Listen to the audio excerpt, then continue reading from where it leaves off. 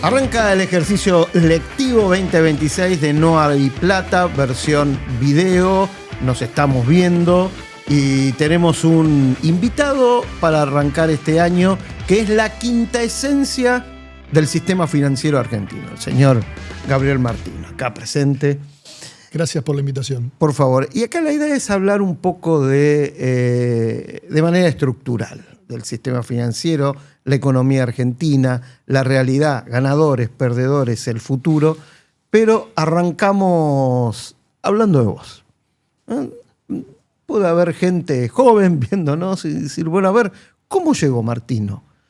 ¿Cómo llegó a dirigir uno de los bancos más importantes del país de los últimos años? ¿Cómo se mantiene como asesor? Entonces, ¿quién es Gabriel Martino? Bueno, soy un nacido en Almagro, hincha de San Lorenzo, hincha fanático de San Lorenzo, que padres, somos 3 hermanos, tengo papá y mamá contadores, así que yo seguí con el tema de ciencias económicas, pero siempre apasionado de las finanzas, siempre, del secundario. Así que me recibí en la facultad y me dediqué a las finanzas. ¿Dónde estudiaste? Estudié en la UCA, hice un máster después en idea de administración, pero lo mío es las finanzas. Siempre me divirtieron y me siguen divirtiendo el tema financiero. Así entonces, que ahí arrancamos, digamos. A alguien que le gustan las finanzas, Argentina es Disney. Argentina es Disney. Es un sí, parque de la verdad diversiones. que siempre digo, me tocó en la primera etapa de vida, como digo, que fue en relación de dependencia y trabajar en bancos y qué sé yo, siempre me levanté contento para trabajar y tuve la suerte que en el mundo financiero trabajé en Disney. He trabajado en Nueva York, he trabajado en Londres, he trabajado en México, que para los que hacemos finanzas es realmente Disney en mercados emergentes. Así que no puedo quejarme, agradecido de la vida en eso. Entonces la primera pregunta, poco nacionalista por cierto, es, y estando en Nueva York, estando en México, ¿por qué volviste a la Argentina? Porque me encanta Argentina y soy un optimista nato y quiero que Argentina salga bien.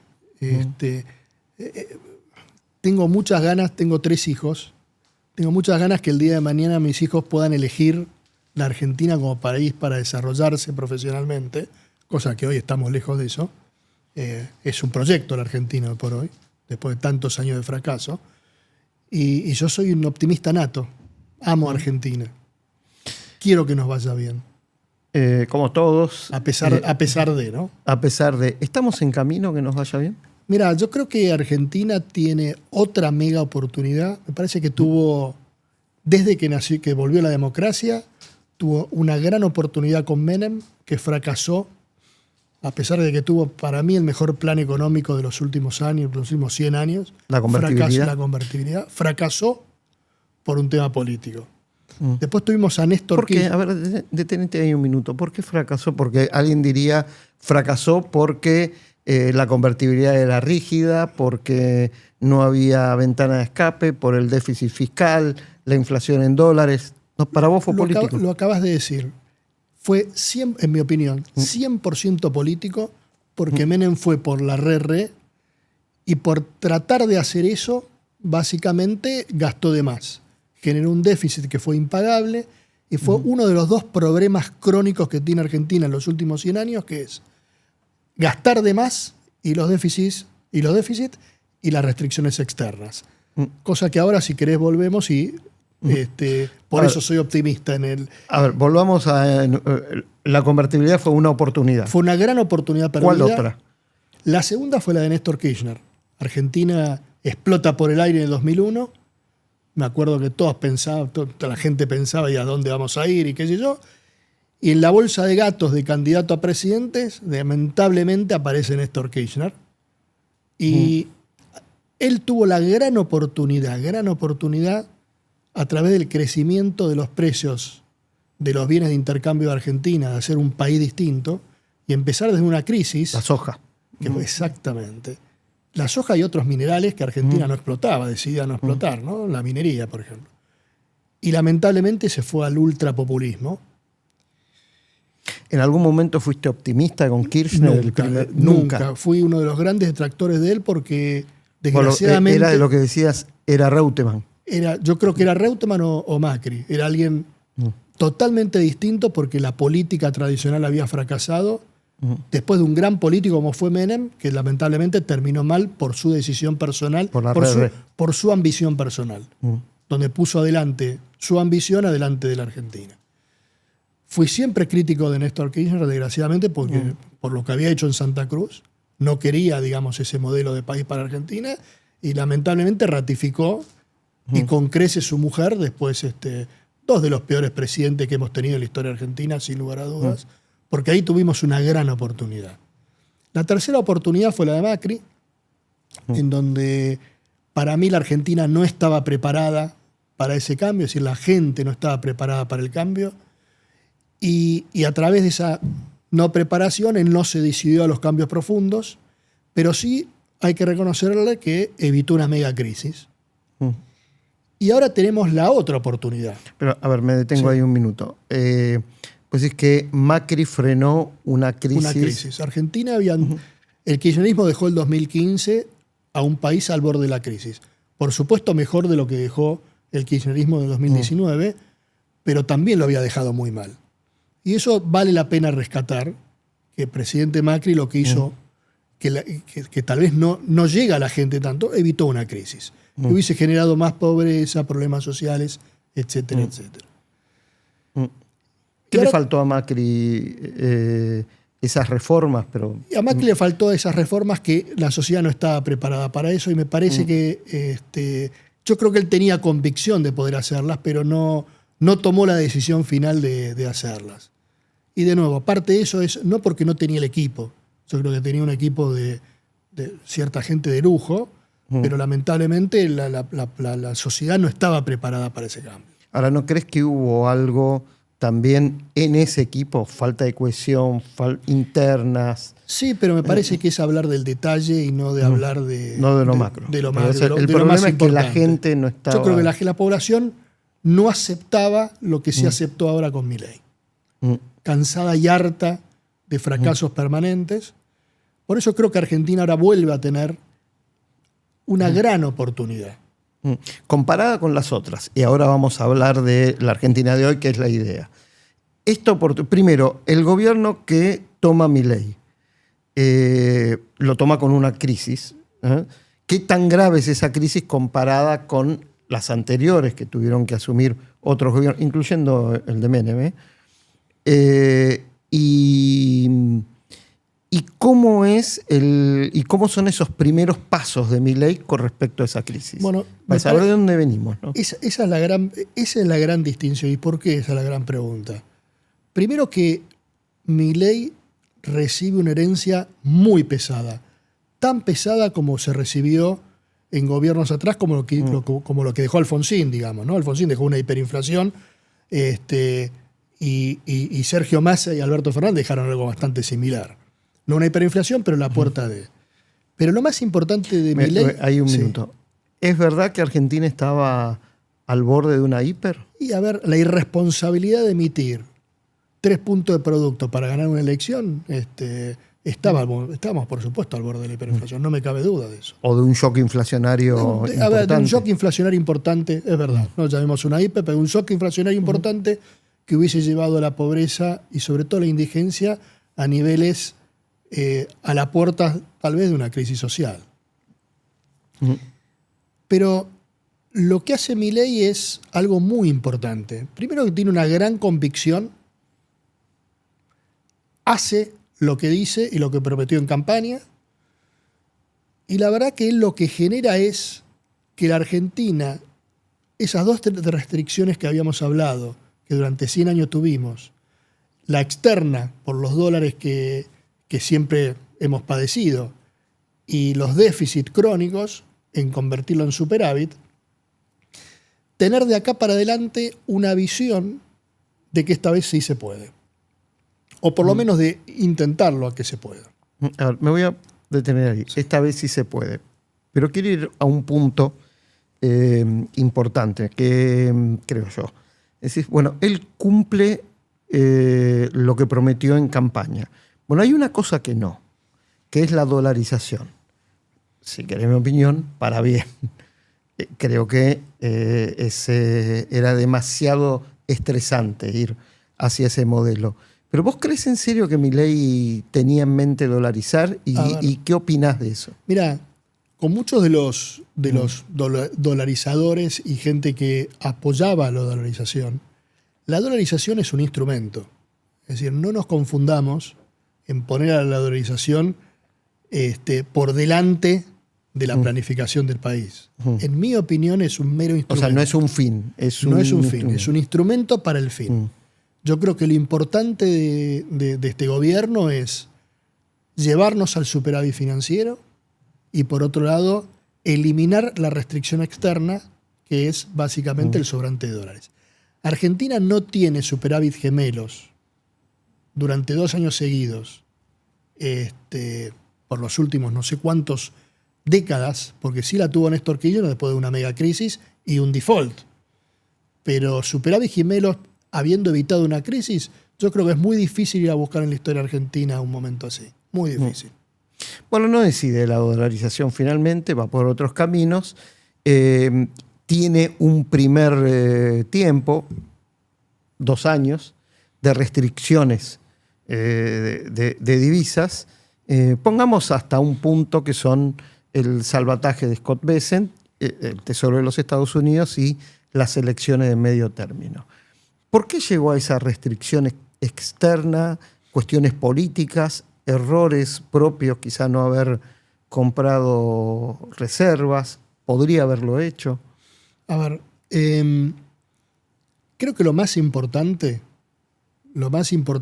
es la memoria de los argentinos del riesgo del populismo. No nos olvidemos que el año pasado la dolarización es del 50% del M2. Lo que pasó el año pasado, cuando uno lo pone a analizar muy meticulosamente, no pasó ni en el 2001. Es decir, la voracidad de dolarización de la gente para proteger su capital, grande, pequeño, el que sea, a través de vislumbrar el posible riesgo del retorno al populismo, generó lo que generó y las consecuencias se están pagando ahora. Es decir, la recesión que tenemos, la falta de actividad que se siente, pues no hay una recesión, la falta de actividad que se siente en la calle. Te aclaramos eso, no hay recesión, son 2 trimestres consecutivos de caída de la actividad o de la economía, y la economía crece. Exactamente, la economía está creciendo, pero no derrama lo suficiente. Claro, y parte de eso es porque digamos, el crédito no se está expandiendo como se expandió en el primer trimestre del año pasado, básicamente porque tenemos la cola de los efectos del riesgo político del año pasado. Analizando los datos del EMAE con diciembre adentro, diciembre 2025, la foto de la Argentina es ganadores muy ganadores, con empresas del primer mundo, con unos números extraordinarios y en serio otro país, ¿no? Vaca Muerta, la minería, en parte el campo, algunas empresas de pesca, ¿no?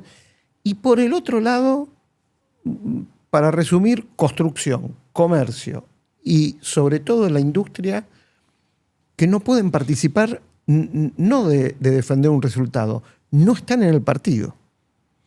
A ver, me encanta la discusión que se pone en la mesa, porque como primera medida estamos teniendo discusiones de un país normal, de un país que pasó de anormal a normal. Bueno, ese punto es importante. Dejamos de hablar de corridas, precio del dólar, empezamos a hablar de política industrial, qué tipo de política, sí, no, eso es un punto. Segundo tema, yo creo que Argentina, y tengo ya varias discusiones al respecto, Argentina es más un país de servicios que de industria. Argentina tenemos que reconocer que mucha de lo que se habla hoy por hoy de industria que la están pasando mal, entre comillas, textil, dentro de la industria textil hay muchos ganadores. El que invirtió y que puso el foco en determinados negocios que piensan que pueden competir en un mercado de una Argentina normal, son ganadores. Es decir, hay que poner en la mesa también ciertos ganadores en industrias donde la gente piensa que hay solo perdedores. Cuando yo tomo el EMAE y veo los ganadores y los perdedores, parte de esos perdedores son transitorios. Creo que ninguna actividad de las que son perdedoras como actividad es perdedora per se. No creo que los textiles sean perdedores, no. Había que capitalizar, había que industrializar, digamos, invertir en industria y dedicarse a cosas en las que puedas competir. Es decir, si vos tenías un mercado cerrado y solamente jugabas a eso, bueno, obviamente no estabas preparado para un mercado abierto. Y hay varias industrias de lo mismo, ¿no? Estas industrias que entraron en concurso, la que se ven en los diarios hoy de electrodomésticos, obviamente que si vos importás un producto, multiplicás por 12 y tenés tu estructura empresaria en base a eso, y sí, cuando competís te va a ir mal, sin duda, pero a todos nos pasa o nos puede llegar a pasar. Entonces lo que digo es la reconversión. Tal vez la discusión en la mesa es cuán rápido debió haber sido esa reconversión, si fue muy rápido, pero la verdad que cuando yo veo la apertura de la Argentina y comparo importaciones con otras épocas de Argentina para atrás, en consumo, Cristina, en varios de los gobiernos de Cristina se importaba más de lo que se importaba ahora. Hay muy buena nota de Gustavo Lopetegui en La Nación días pasados explicando en detalle eso. Entonces, a veces se hablan cosas sin ir al pequeño detalle solamente porque mi industria me va mal y obviamente no puedo pescar en la pecera. A ver, vos decís que ninguno de estos sectores que la está pasando mal, industriales, tiene por qué o uno tiene que pensar que pueden desaparecer. Bajo ningún punto de vista. Entonces, detengámonos, por ejemplo, en neumáticos, que es el más polémico, digamos, ¿no? FATE cierra, es una realidad, más cerca, más lejos del tiempo, FATE va a dejar de producir y de existir. ¿Había una alternativa para FATE? A ver, el de FATE es un caso interesante y no quiero hablar de Madanes porque no me interesa, digamos, el comentario de riesgo empresario ni exactamente, ni personal. Pero el caso de FATE es el perfecto ejemplo de lo mal que le ha hecho cierto sindicalismo a la Argentina. Es decir, el sindicalismo troquista que ha tomado de alguna manera el mundo de los neumáticos ha hecho que el negocio empresarial sea imposible amén de las condiciones de mercado. Entonces, antes de discutir eso, el sindicalismo lo que generó es que se haya ido otra planta, que FATE ya tenga problemas ya desde el año 2018, 2019, y que cada vez pierden más cantidad de empleos. Entonces, muchos sindicalistas también se tienen que reconvertir. Bueno, y el problema de FATE, que un trotskismo se... Bueno, está bien, pero entonces se van a quedar discutiendo en la calle, bueno, van a tener más empleados que defender porque se quedaron sin empleados. Entonces, lo que digo es, antes de discutir la apertura del mercado y ciertos beneficios que haya podido tener cierto empresario argentino, en el caso de los neumáticos, quiero poner en la mesa la discusión del sindicalismo. Que la verdad, lo que hizo ahí fue generar mucho más problema para el trabajador, no en contra del empresario. Al único que perjudicó fue el trabajador.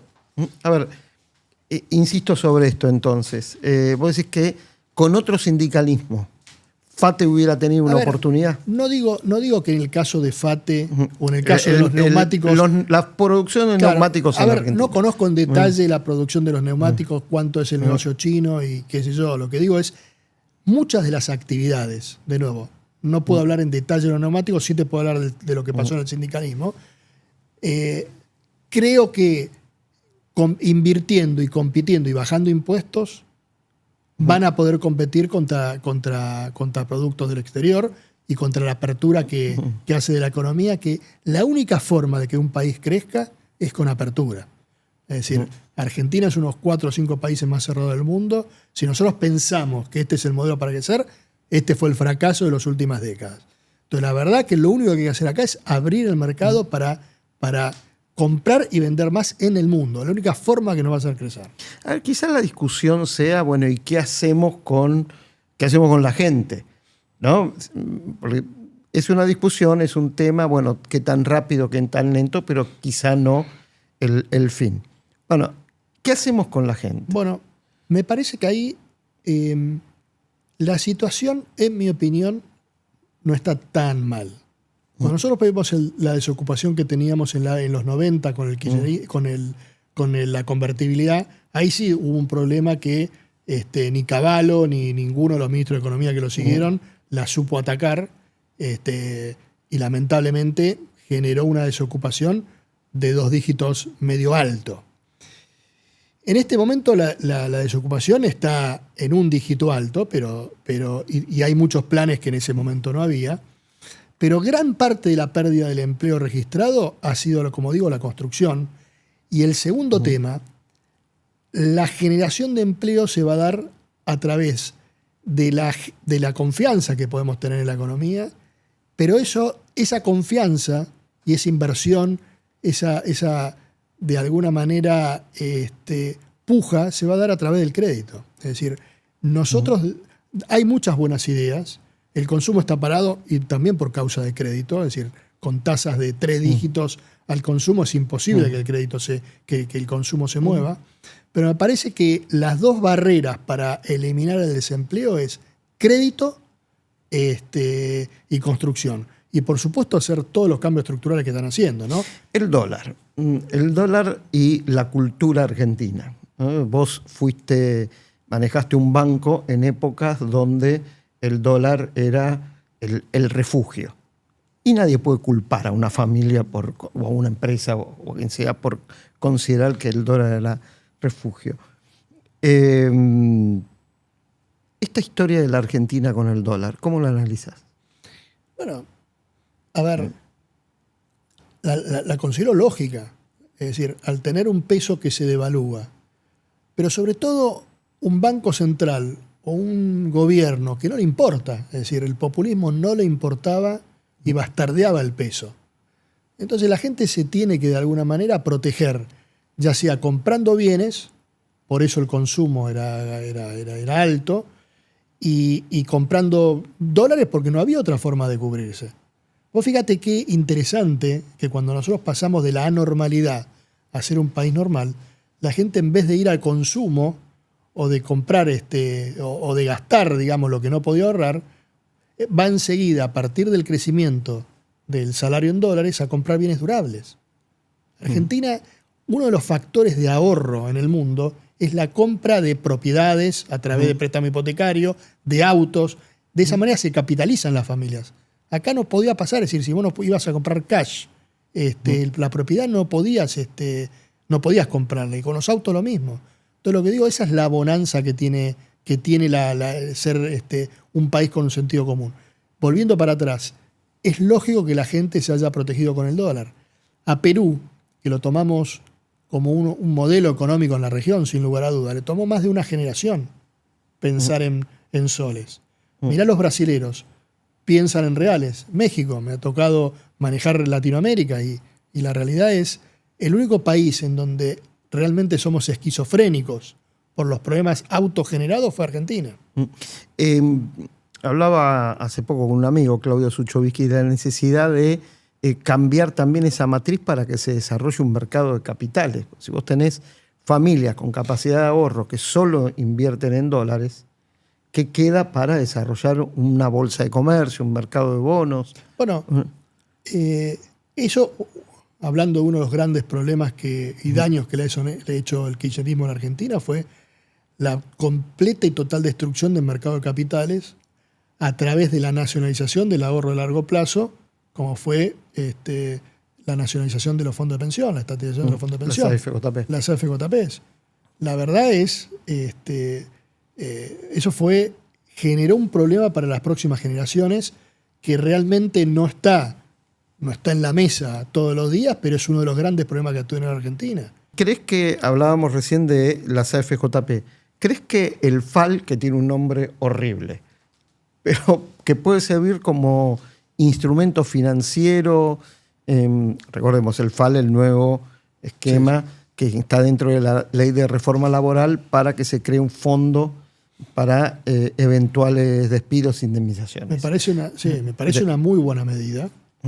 Me parece que puede ser no solamente ese fondo, me parece que hay que volver a incentivar el ahorro de mediano y largo plazo a través de compañías de seguro, seguro de retiro, seguro de vida, con exenciones impositivas. Y la verdad que ese ahorro, de alguna manera, con esa exención impositiva, hoy por hoy no la tenemos, es marginal. Así que el gobierno debería pensar en algunas formas de desarrollo a través de este fondo. Me parece un gran puntapié, pero Argentina sí o sí necesita fondeo de largo plazo, por ejemplo, para que los bancos puedan dar tranquilamente hipotecas. ¿Estás a favor de habilitar créditos en dólares más allá de exportación, como está hoy, de empresas para exportar, para créditos hipotecarios, por ejemplo? Mira, una vez solucionados los dos problemas estructurales de Argentina, sí. Es decir, no tenemos más restricción externa y tenemos superávit financiero. Con estas dos cosas, sí estoy de acuerdo en flexibilizarlo. Por ejemplo, crédito hipotecario en dólares. Nosotros tengo una compañía que damos crédito hipotecario en dólares en nuestros desarrollos y la verdad que funciona muy bien. Hace más de 3-4 años que lo hacemos, tenemos cero incobrabilidad. Por supuesto no vamos a 30 años, pero sí entre 5 o 7 años, y la realidad es que funciona bien. Entonces, y la propiedad es un activo que está en la Argentina dolarizado. Entonces, no veo por qué no. Iría de a poco con ciertas actividades, pero sí. Viendo qué cliente sí, qué cliente no. Sobre todo algunas generalidades, pero después cada banco decidirá qué cliente sí, cliente no. Dos últimas cuestiones, una coyuntural y una más estructural. Bancos versus billeteras virtuales. ¿Están destinados a la pelea permanente o pueden coexistir? No, ¿Las billeteras virtuales pueden ser bancos? A ver, me encanta esa pelea. Yo creo que una de las cosas que en Argentina falta, que justamente este gobierno y Milei la menciona, es que en un país normal, el país se ocupa de los consumidores. En Argentina tenemos 47 millones de consumidores, hay que ocuparse de los consumidores, no de ciertos cotos empresariales. Entonces, me parece que cuanto más competidores tengamos en la mesa, mejor, con las reglas claras para todos. Calculo que la fintech, cuando se van agrandando y van teniendo cada vez más market share, tal vez deberían estar reguladas por el Banco Central. Pero que haya muchas me encanta. Fíjate cómo que sean bancos. Fíjate cómo Nubank revolucionó Brasil.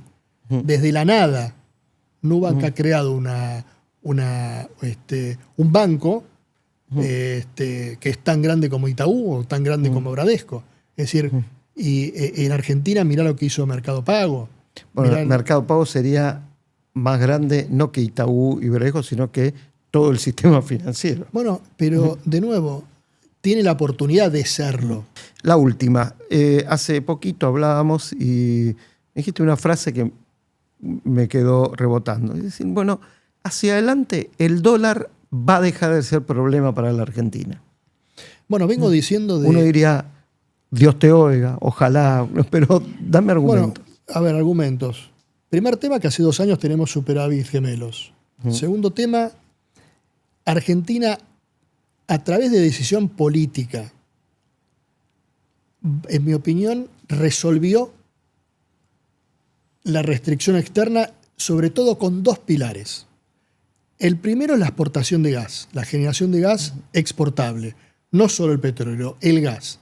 Primero porque puede cambiar la matriz productiva en la Argentina, abaratando un poquito más, no mucho, el costo del gas, pero dándole, por ejemplo, la posibilidad que la industria petroquímica se desarrolle en el país a través de tener gas previsible. Y la segunda, la minería. Chile exporta 55.000 millones de dólares, nosotros 4.000. Cobre parece que, y compartimos una cordillera, no soy geólogo, no entiendo nada de geología, pero si la compartimos debe ser mitad para cada uno. Entonces digo, y encima genera 1 millón de puestos de trabajo. La realidad es que con solamente